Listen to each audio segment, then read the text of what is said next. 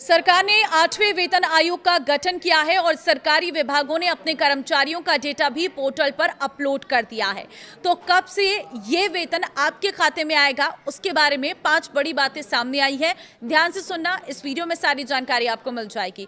नमस्कार, मैं हूं आपके साथ ममता तिवारी और आप देख रहे हैं न्यूज 18 का डिजिटल प्लेटफॉर्म। कर्मचारियों और पेंशन संगठनों के साथ आयोग लगातार बैठक कर रहा है।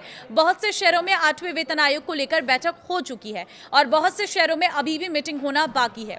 इस मीटिंग के दौरान कर्मचारियों ने आयोग से अपनी मांग सामने रखी है, जिसमें सैलरी, पेंशन के अलावा छुट्टी, भत्ता, हाउस रेंट अलाउंस और फिटमेंट फैक्टर जैसी चीजें हैं।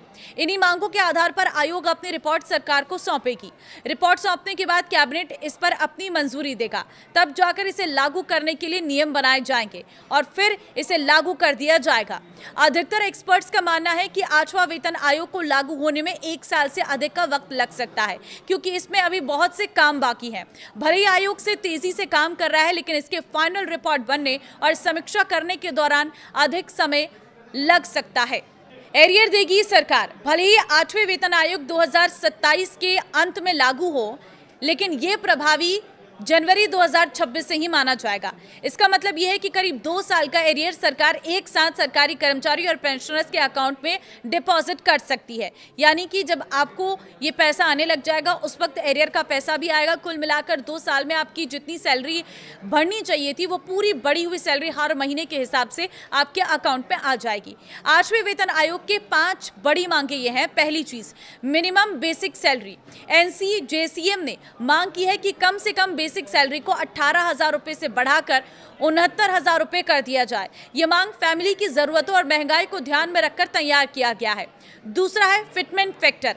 कर्मचारियों ने एक बड़ी मांग फिटमेंट फैक्टर को लेकर भी की है। कर्मचारियों की मांग है कि सरकार फिटमेंट फैक्टर को बढ़ाकर 3.83 कर दे। फिटमेंट फैक्टर के आधार पर ही बेसिक सैलरी में इजाफा करता है।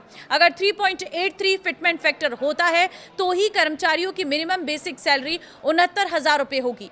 तीसरी बड़ी बात है, हर साल 6% सैलरी पर बढ़ोतरी।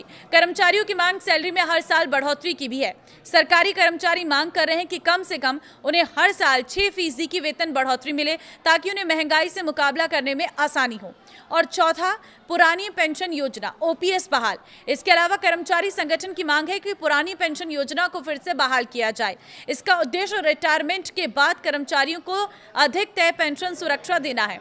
और 5वीं बड़ी बात है, HRA और दूसरे भत्तों में बढ़ोतरी हो।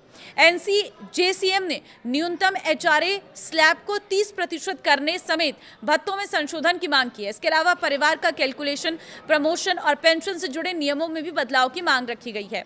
ये सिर्फ एक कागजी काम नहीं है, बल्कि पूरे 8वें वेतन आयोग की सिफारिशों की नींव है। ये डेटा जमा करने की डेडलाइन पहले 30 जून थी, लेकिन कई विभागों के रिक्वेस्ट पर इसे बढ़ाकर 31 जुलाई कर दिया गया। अब ये विंडो पूरी तरह से बंद हो गई है। इसका मतलब है कि कोई अन्य विभाग अब नए डाटा को पोर्टल पर अपलोड नहीं कर पाएगा। जिस हिसाब से 8वें वेतन आयोग पर काम चल रहा है, उस हिसाब से एक्सपर्ट्स अनुमान लगा रहे हैं कि 2027 में इसे लागू कर दिया जाएगा। हालांकि 8वां वेतन आयोग 2026 से ही प्रभावी माना जाएगा। इसका मतलब कि नया वेतनमान लागू होने के बाद 1 साल एरियर जोड़कर आपको दिया जाएगा। तो फिलहाल आपको क्या लगता है, किस तरह से इसे डिसाइड करना चाहिए और कितनी वेतन बढ़नी चाहिए, आप मुझे कमेंट में जरूर बताएं। नमस्कार।